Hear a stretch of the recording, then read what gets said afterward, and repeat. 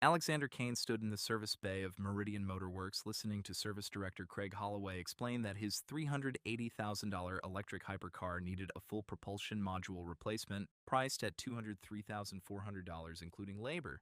Behind Alexander, a valet in a company polo shirt, there only to park cars, not speak, said quietly, "That's not the actual problem." Craig turned, annoyed. Alexander turned too, curious. Neither man yet understood that the person who just interrupted a six-figure repair quote had spent 11 years as a master certified technician before a layoff nobody at this dealership knew about. Marcus Bell, 37, had been parking cars at Meridian for 7 months, earning $16.50 an hour, a fraction of the $74,000 annual salary he'd made at his previous position before a dealership consolidation eliminated 40 technician roles across 3 locations 14 months earlier. He hadn't listed his certifications on the valet application, worried, correctly, as it turned out, that a service department wouldn't want a former technician watching too closely from the parking lot. Alexander, 44, had founded a renewable energy software company acquired 2 years earlier for $920 million, making him, by most measures, someone who could pay $203,400 without noticing the withdrawal. But he'd built his entire career on a personal rule his engineering mentor drilled into him decades ago. Never pay for a solution you don't understand the problem behind. That rule was the only reason he turned around when a valet spoke out of turn. Craig insisted the propulsion module's diagnostic fault code, an error labeled P0A7F, indicated irreversible internal degradation, a conclusion he presented with practiced confidence. Marcus, watching the same code displayed on the service tablet, recognized it instantly as something else, a documented sensor calibration fault covered under a manufacturer technical service bulletin issued 8 months earlier, correctable with a replacement sensor costing, per the manufacturer's own parts catalog, $14.22. Alexander asked directly whether Meridian had received that bulletin. Craig's hesitation lasted just long enough to answer the question honestly without saying a word. Marcus, watching Craig's face, understood something he'd suspected for months working the parking lot. Dealership service departments were reimbursed at a significantly higher margin for full module warranty replacements than for single sensor repairs, an incentive structure that made a $14 fix considerably less profitable than a $203,400 one. This wasn't Marcus's first time recognizing this exact pattern. At his previous dealership 3 years earlier, he'd flagged an almost identical sensor issue on a different vehicle, recommending the inexpensive fix instead of a costly module swap his service manager had already quoted to the customer.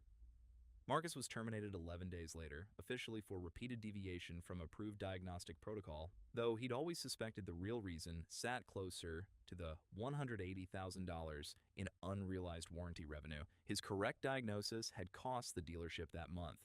Marcus knew, standing in that service bay, that correcting Craig publicly could cost him his valet job, one of only 2 positions he'd been able to secure since his layoff in a job market where 62% of displaced luxury vehicle technicians, according to an industry association survey, took over a year to find comparable work. He had 2 children depending on that paycheck, 9-year-old Iris and 6-year-old Theo, whom he'd raised largely alone since their mother's departure 4 years earlier. He spoke up anyway.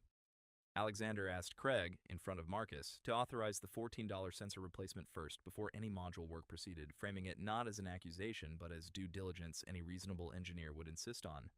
Craig, unable to refuse without revealing exactly why he might want to, agreed. It was the first moment in 7 months that Marcus had been permitted to touch a diagnostic tool at Meridian rather than a car key. Marcus replaced the sensor himself, off the clock, with Alexander's explicit permission in 41 minutes. The vehicle's fault code cleared instantly. The hypercar's propulsion system, which Craig had insisted was failing irreversibly, performed a full diagnostic cycle without a single flagged error, proof, documented on Meridian's own service tablet, that the $203,400 quote had been built on a diagnosis Craig either misunderstood or, more troublingly, understood perfectly well and chose not to correct. Alexander, unwilling to let the moment end with a fixed car and a quiet exit, requested Meridian's service records for the preceding 18 months under his rights as a customer, then hired an independent auditor to review them. The findings were damning: 31 documented cases of propulsion-related repairs recommended at module replacement scale, where manufacturer bulletins on file indicated a sensor-level fix would have resolved the issue at a fraction of the cost, a pattern representing an estimated $4.1 million in potentially unnecessary customer billing. Alexander forwarded the audit to the state's Consumer Protection Division, which opened a formal investigation into Meridian's service billing practices under statutes governing deceptive repair estimates.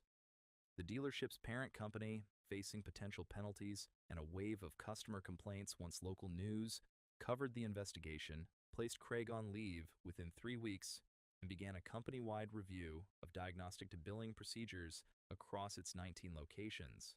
Alexander didn't simply thank Marcus and drive away. He offered him a role as lead technical auditor for a new independent inspection service Alexander funded with $2.3 million in seed capital, a company designed specifically to give customers a second unbiased diagnostic opinion before authorizing high-cost repairs at a starting salary of $96,000, nearly 30% higher than Marcus's pre-layoff pay. Marcus picked up Iris and Theo from his mother's apartment that evening, the same routine he'd followed for 7 months, except this time he told them, haltingly, what had happened, not the dollar figures, which meant little to a 9 and 6-year-old, but the simple fact that telling the truth at work, even when it felt risky, had turned out to matter more than he'd expected it to. Within a year, Alexander's independent inspection service had reviewed 1,400 high-cost repair estimates across the region, identifying unnecessary or inflated recommendations in 19% of cases, a figure that prompted 2 additional dealership groups to voluntarily adopt third-party diagnostic review policies rather than risk similar investigations. Marcus's original $14 part became, informally within the company, shorthand for the entire venture's founding principle, referenced in training materials for new hires who'd never met him. Craig had built his recommendation on a number designed to sound too complex to question, $203,400, delivered with the practiced authority of someone who knew most customers wouldn't push back. Marcus, standing in a uniform that told the room he wasn't supposed to know better, understood the actual mechanics of the fault more precisely than the man being paid to diagnose it. The lesson isn't that expertise always wins out over authority. It's that expertise doesn't stop being true just because the person holding it is wearing the wrong uniform for anyone to think to ask.